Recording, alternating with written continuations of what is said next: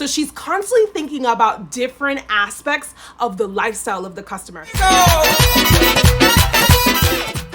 If you got a minuto, I got some marketing, because today we're going to be talking about a brick and mortar physical location. I know I cover all kinds of different things, but my passion is literally walking inside a physical location and literally looking at every aspect, the customer experience, retention, and acquisition. Because at the end of the day, that's what business is all about. That's how you get the money in. You can't be rude. You have to think about how they're going to come back, and then how are you going to get new customers, right? And so that's just a bigger picture.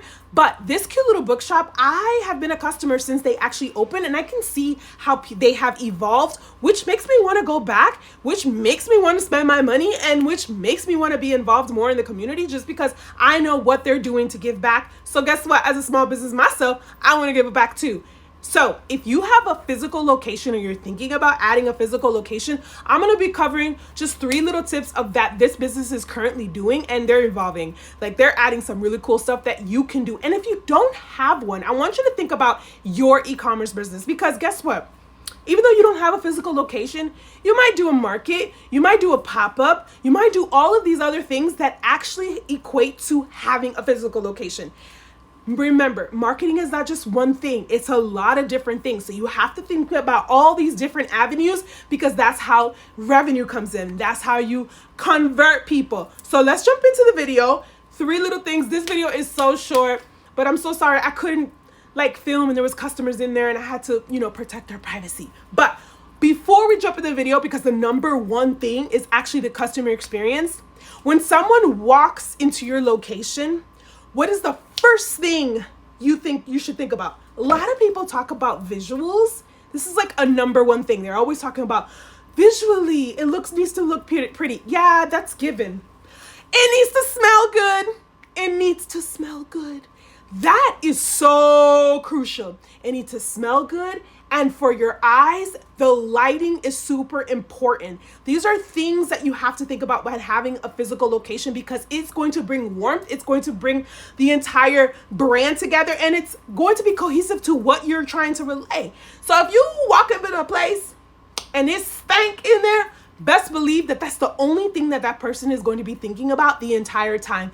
And then when they're thinking about revisiting, they might be like, oh, I love that place, but it smells. So we don't want that. A lot of that happens too when you're going to a restaurant, or even some other places, even like with children places, or I don't know, it could be a retail spot too. Don't get it twisted. So really thinking about all your senses is super, super important. Now, if you have an e-commerce business, think about it online as well. Your website is very, very important. And it is very important to have that first interaction with them. And I'm not talking about, well, they can't smell your website, right? But what are some other things that they can do so that visually it's appealing, and so forth and so forth. All right, so let's jump into the video, and then I'll give you number 2 for retention and 3 for acquisition. Let's go. Let's do this.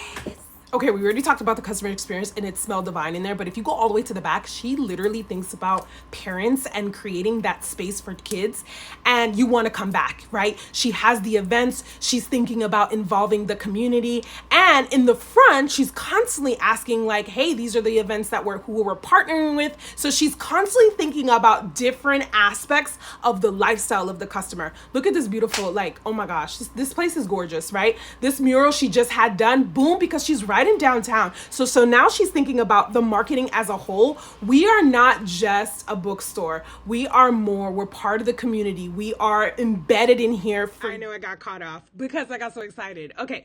So now I want to tie this back into the e-commerce side. So we talked about the physical location, and now we're going to look at her website, because I think this is really, really important for us to kind of see, is the experience matching the inside? And she knows I was going to do this. I all love to her. So anytime I'm on my YouTube and I'm doing anything like this, where it's literally coming from love, and I want you to grow. I want to give you these tidbits. So first things first, I see her, the image of the location. This is awesome and crucial. Why? Because you probably think like, oh, I need to have some stack of books. I've seen this a lot in bookstores. No, this is great because sometimes people want to know what the outside looks like. Sometimes Google Maps doesn't have the most accurate the accurate pictures. So this is really, really good for people to know if they're going to visit where it's at. Now, we go in and she's already talking about the location, which is great. She also has visit us in store, online bookshop, audiobooks, email us, etc. The one thing I would have loved to see is something to capture what am I looking like? Why am I online today? So the same way that someone comes into your business and they're like, hey, what are you shopping for? What are you looking for? Right? I would have loved to see some type of pop-up to like get to know me, or some type of chat feature. Even if she's not live on the chat feature, you can have some pre-selected items. And it's like, and hey, if you want to have a date night with a book or a mystery book, or hey, let's tell us what you are love. We have vote on what's your genre this month, or which genre you want to get into, or something. One question. Don't have to go crazy. But it's really important because ongoing data is super important, regardless of what Google Analytics is going to be telling you.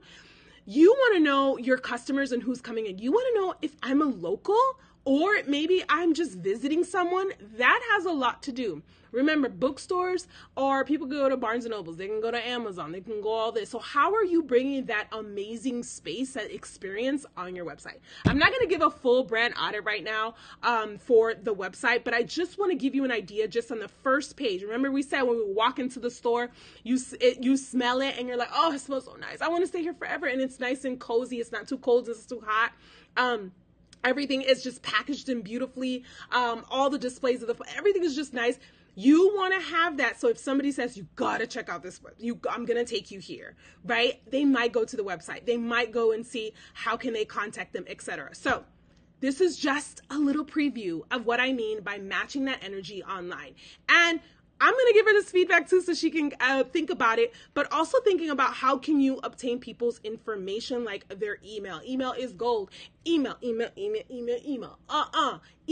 is golden. So if you have something on here where you are asking a question and somebody puts their email, or you can say, hey, redeem this in store. If you know this data, you know that they can't redeem in store because they don't live there, right? But I would have done a deeper dive, but for the sake of this video and for YouTube, I just wanted to show you how these two need to connect. Remember, the trio is one of the most important. Your strategy has to involve all of it. And that is all for today.